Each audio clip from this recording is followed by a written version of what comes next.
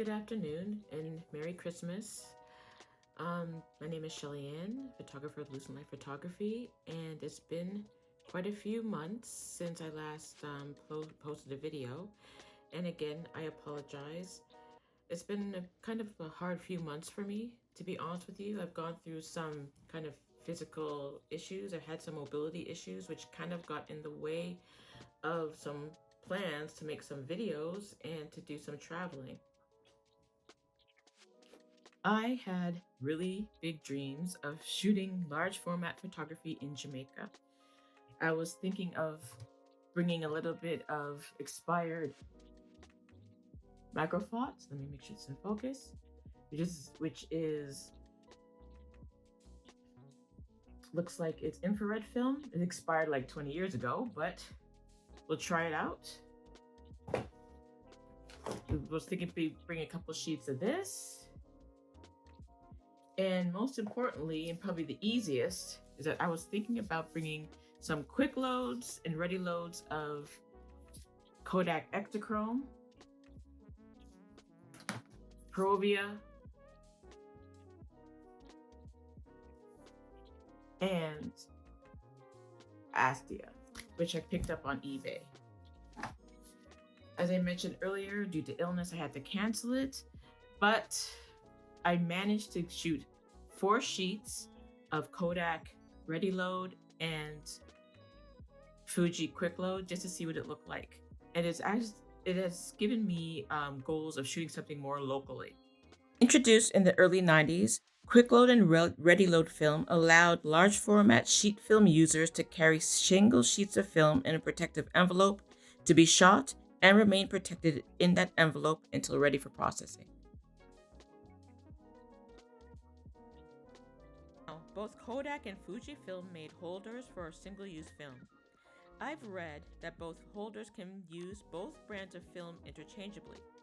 However, I've read on some message boards that you might have issues with sharp focusing if you use Fujifilm in a Kodak Ready Load holder or if you use Kodak Ready Load in a Fujifilm Quick Load holder.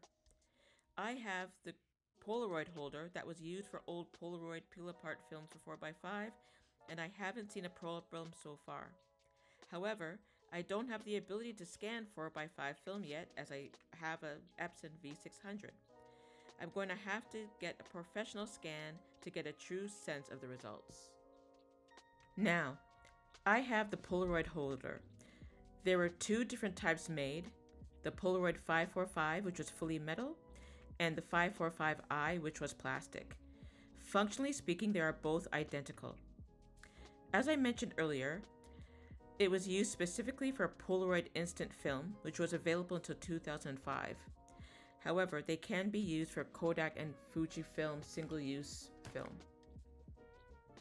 I've personally found that it was quite easy to use so far. I thought that you'd like to see what the film actually looks like inside the sleeve and when it's loaded in the Polaroid film holder. So I'm showing you a clip with the film slide facing the lens. When you're ready to expose, pull the black top up to expose the film. Once you've finished exposing, you push the paper back down. When ready, press the release button to pull the entire film package out. Now it's ready for development.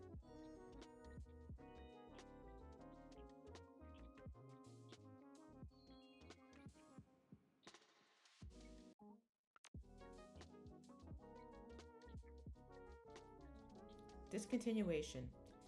Polaroid went out of business in 2008.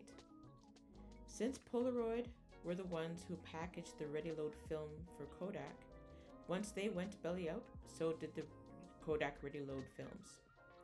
As for Fujifilm, they discontinued the Quick Load film holder and said once that happened, the film was therefore discontinued in 2009.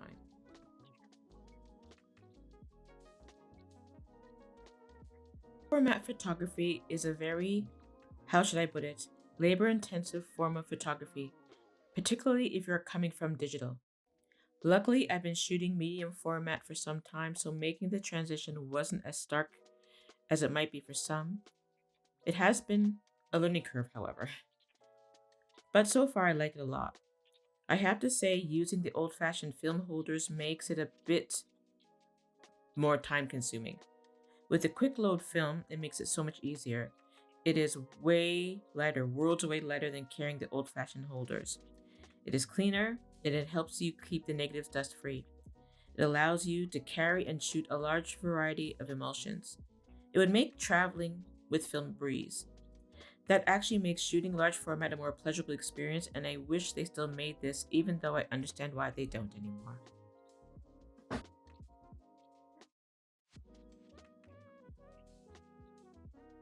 think I will contact Downtown Camera to see if these images can be scanned. I developed these in E6 chemistry by myself.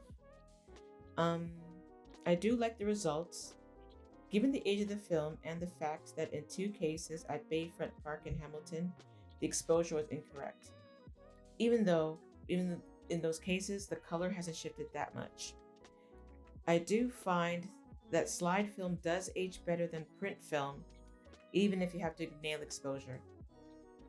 I really do like the film of the tree in Gage Park the best, and I cannot wait to shoot this more.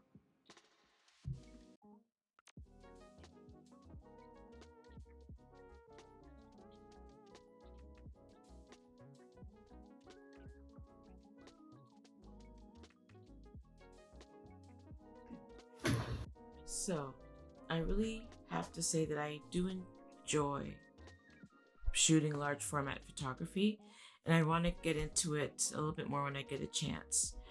Even though I didn't get a chance to go down to Jamaica, and it probably was a foolhardy dream at this particular stage, I think I will do it sometime in the new year, maybe later on, if I get the chance.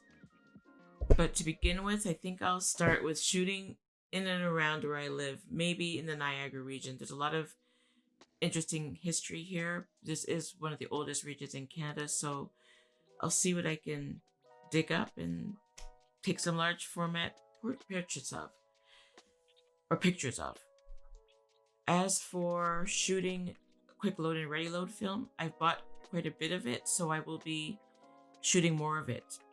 And I'm looking forward to seeing the results. Would I recommend it? Right now, it's pretty early days, but I think that I would. It depends because you need the holder for it as well as the film, right? And developing slide film nowadays, it's expensive and it's kind of hard to get people to do it. So it depends on what you really want to do. Also, it's harder to get pretty much. The only place now is eBay, and it's going to be for exorbitant prices. So it depends on your pocket and what you really want to do. It's up to you. So I hope you enjoyed this video. I hope you got something out of it, and have a wonderful new year and stay safe. And I want to say a special thank you to my new subscribers and those of you who are continuing to watch. And thank you for sticking with me. Take care.